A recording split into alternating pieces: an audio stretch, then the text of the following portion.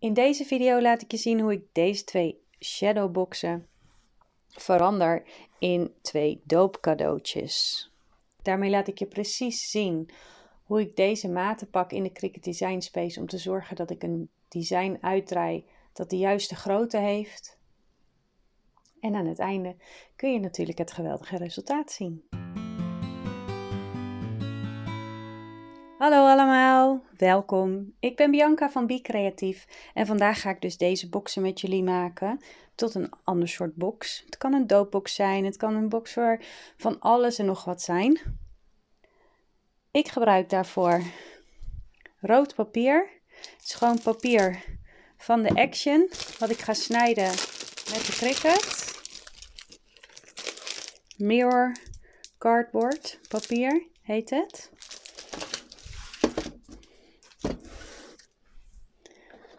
Ook gebruik ik daarvoor twee touwlampjes.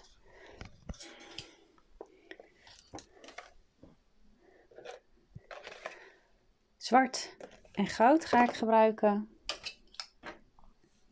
Natuurlijk de Cricut pijlhaak en de schaper. Transfer tape. Een liniaal is ook handig. En een schaar. En ja, wie weet zometeen nog meer dingetjes. Maar dat zien we dan wel weer. We gaan in elk geval eerst naar de Design Space. Daar gaan we namelijk kijken hoe we hier iets op kunnen maken. En daarvoor is het belangrijk dat je de maat weet van de box. Dus deze is 20,5 bij 16,3. In de Cricut Design Space ga je naar Nieuw project. In de canvas wil je nu de juiste maten hebben van de shadowbox. Daarom ga ik even naar vormen. Bij vormen kies ik het rechthoek. En dan ga ik hierboven de juiste maten intikken. Hij was 20,5 breed. En 16,3 lang. Ik maak hem eerst even wit. En aangezien ik er 2 ga maken, ga ik hem nu verdubbelen. Je kan hier met de andere muisknop klikken op het vierkant en dan kies je voor dupliceren. Dan maakt hij een tweede. Wat je ook kan doen is Ctrl-D intikken. Dat staat ook voor dupliceren. En dan heb je er 2.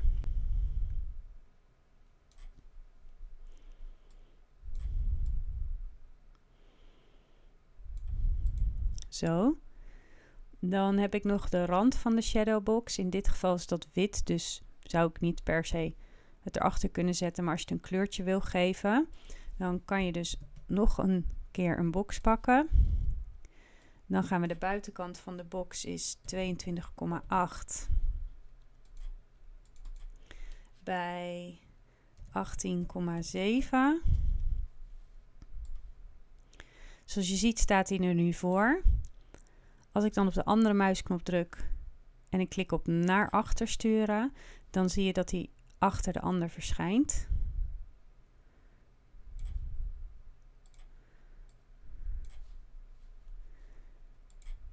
En ook deze wil ik graag dupliceren. Drukken we weer naar achter sturen. Wat je net zag was dat ik hier op het minnetje en het plusje drukte. Als ik zo druk, dan zie je dat ze net niet helemaal lekker allebei in beeld staan. Hoeft niet per se, maar ik vind het wel handig. Dus zo. Wat je kunt doen is ze nu allebei selecteren. Heb je hierboven heb je uitlijnen. En dan kun je klikken op horizontaal centreren. En dan zie je dat hij het meer netjes in het midden zet. En je kan ook nog op verticaal centreren klikken. Dus nu staat hij heel mooi in het midden. Nou, dat wil je eigenlijk ook maar 1 keer doen. Dus gaan we deze gewoon even weghalen. En deze weer dupliceren. En zo hebben we er 2. Precies hetzelfde.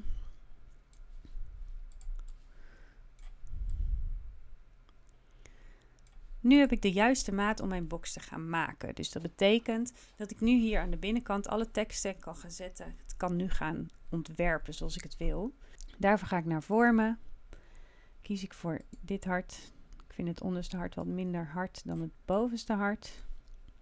Kijk maar, er staat namelijk hier een hart en hier een hart. Deze van mijn abonnement vind ik iets mooier. Dus kies ik voor die. Ik ga namelijk voor geloof, hoop en liefde erin plaatsen. Daarvoor heb ik dus nog meer nodig. Dan ga je naar afbeeldingen. Kies je of het nummer van de afbeelding die je hebt gekozen of je tikt in kruis. Ik had gekozen voor dit kruis. En die voegen we toe aan de canvas. Het kruis ga ik goud maken.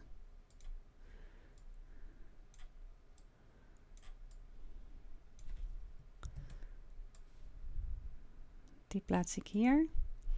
Het hart wordt rood. Ik kies rood en wit omdat dat doopkleuren zijn. Dan ga ik naar afbeeldingen voor een anker.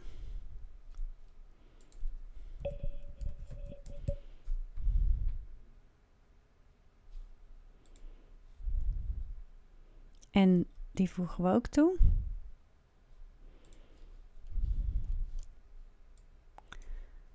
Deze wil ik ook graag goud hebben. Dus kleur ik hem goud.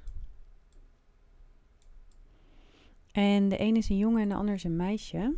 Voor het meisje wilde ik een iets ander hart. Dus ga ik naar afbeeldingen. En tik ik de code even in die ik van het hart heb opgeschreven. Dit hart was het. Die gaan we ook toevoegen.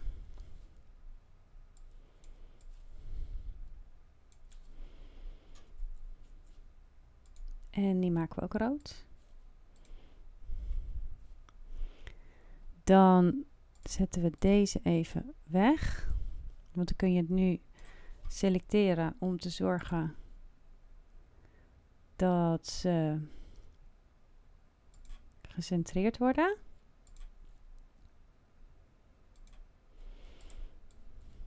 Oh.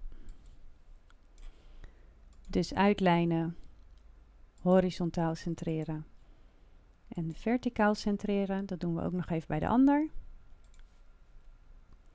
Dan maken we de kruisjes en de ankers weer zichtbaar. Zo. Even kijken als we de hartjes even wegdoen. Ik ben bang dat ze nu naar het midden springen. Ja. Zo, maar ik ga ze wel even verticaal centreren. Hoppakee.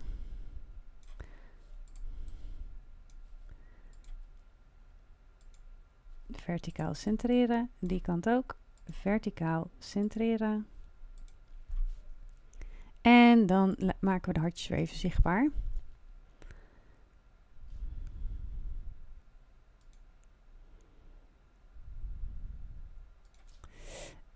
Deze is te groot voor de Joy.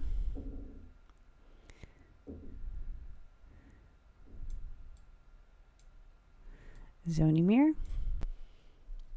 Voor de tekst heb ik gekozen voor het lettertype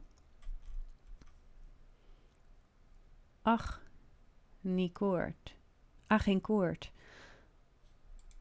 Een beetje het oud-Engels lettertype. Dat vond ik wel bij het kerkelijke passen.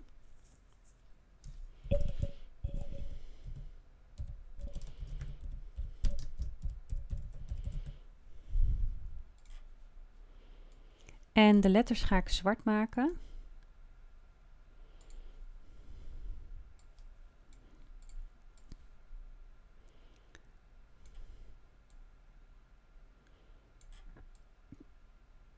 Zo.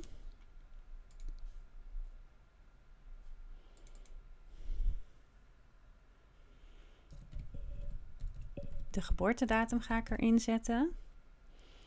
Ook in het zwart.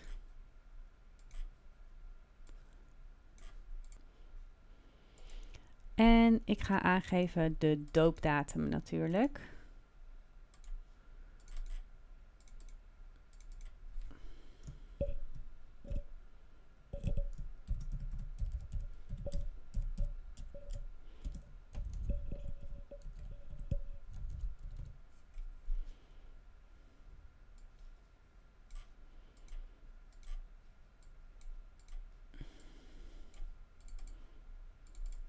Oh.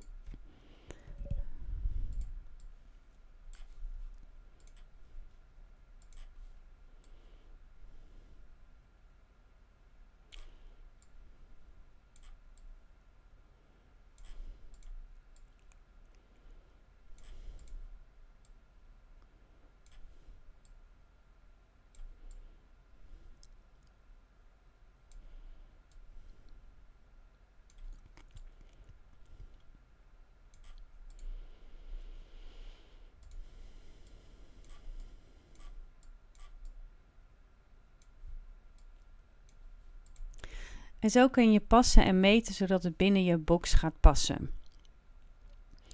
Als je dan helemaal klaar bent, dan zet je hier gewoon de hoeken uit. En dan kun je eigenlijk gaan printen. Je kunt in eerste instantie ook nog bijvoorbeeld het hart uitzetten, omdat ik die op papier print. En zo kun je alles gaan printen. En als ik nu op maak het klik, wat er gebeurt.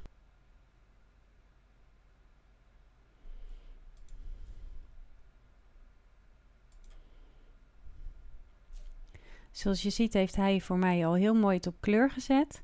Dus dit is wat ik op zwart ga uitsnijden. En hier kunnen we zien wat ik op goud ga uitsnijden. Dan kan ik het hier nog even een beetje anders neerzetten.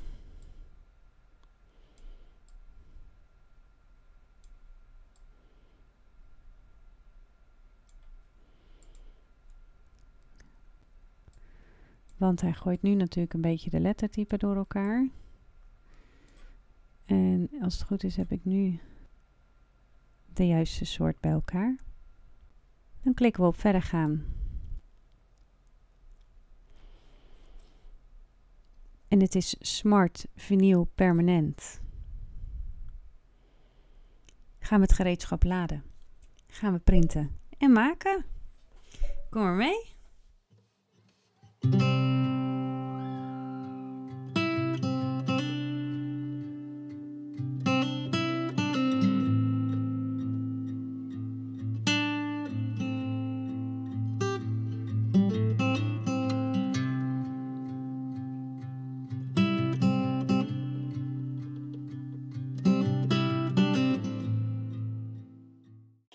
We gaan alles op de box plaatsen. Om te zorgen dat het recht zit, kun je gebruik maken van een glasstift. Waar je wel moet opletten, is dat zodra je dit op het glas drukt en er zit stift onder, dan plakt de sticker niet meer. Dus dan moet je hem opnieuw gaan printen. We hebben het glas goed schoongemaakt. Ik ga wel even het midden van mijn glas mankeren. Dat is ongeveer hier.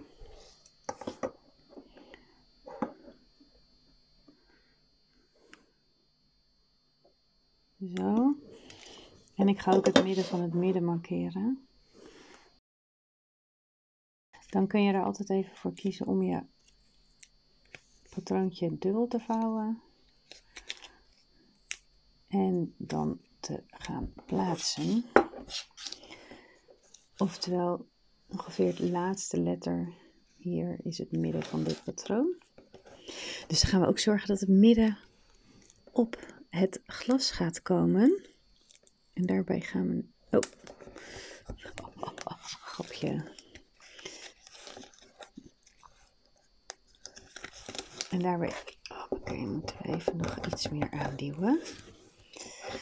En we gaan het puntje van de E zo meteen missen.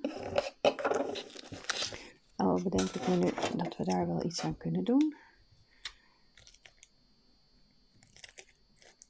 Hoppakee.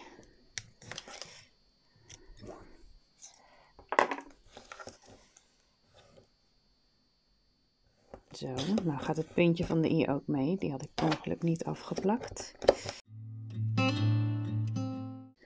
Wat je kunt doen als er een letter blijft zitten,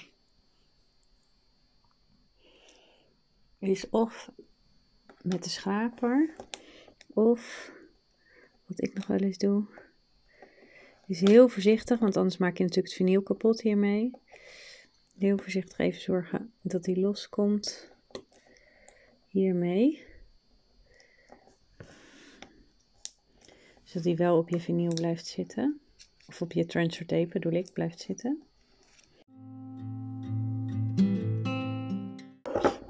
En dan gaan we hem midden op. En zoveel mogelijk wil ik hem naar boven plaatsen.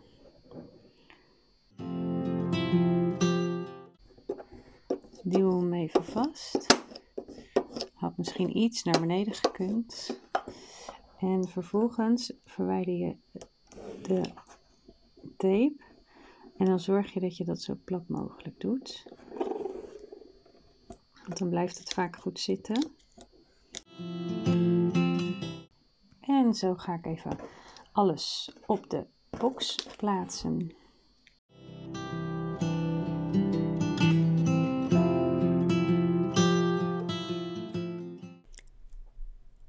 Om alleen het hart te gaan printen, zie je hier het hart. De rest heb ik allemaal uitgezet. Klikken we op Maak het.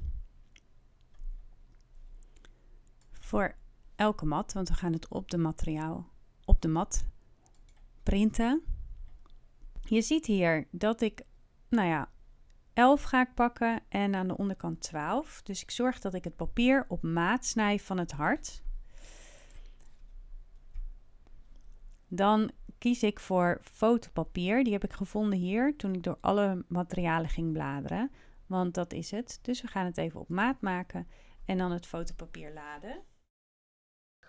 Op de mat ligt nu Mirror Cardboard. Dat heb ik gekocht bij de Action.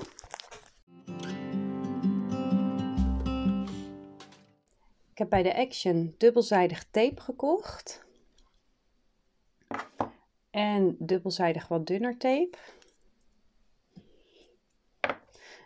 Daarmee gaan we het papier vastmaken en het hart gaan we iets omhoog doen.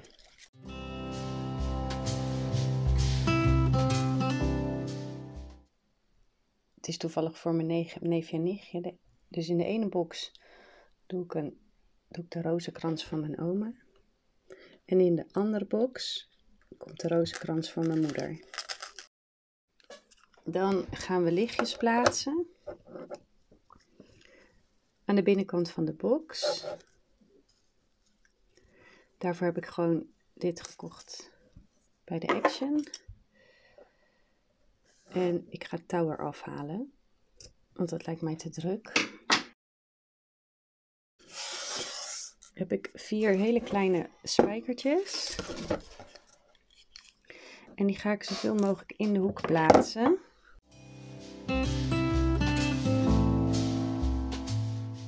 Ik draai zeg maar het draadje om het spijkertje heen. Zodat hij vast zit. En dan trek ik hem aan. En dat doe ik in elke hoek.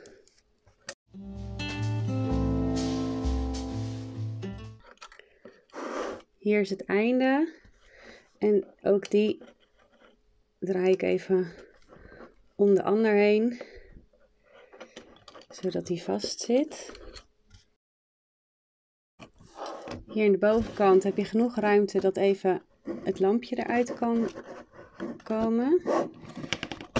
Eventjes de klemmetjes. Heeft hij niet op zijn plek? Nee.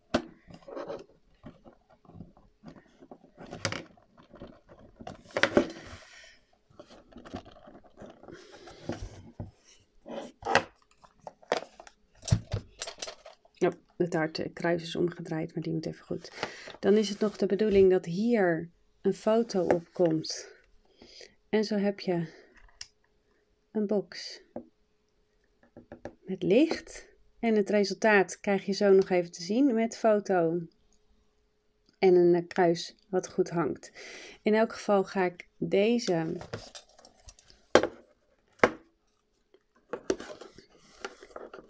hierachter op bevestigen met de dubbelzijdige tape. Die plak ik dan hierop. En dan zo dat je hem nog wel, want hij schuift namelijk, dus ik denk dat ik hem zo moet plaatsen. Want hij schuift er namelijk zo uit om nieuwe batterijen erin te kunnen doen. Dus als ik hem dan zo vastzet,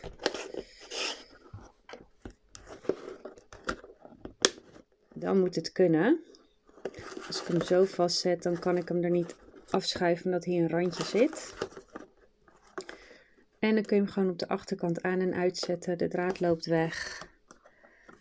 En zo heb je een perfect doopcadeau.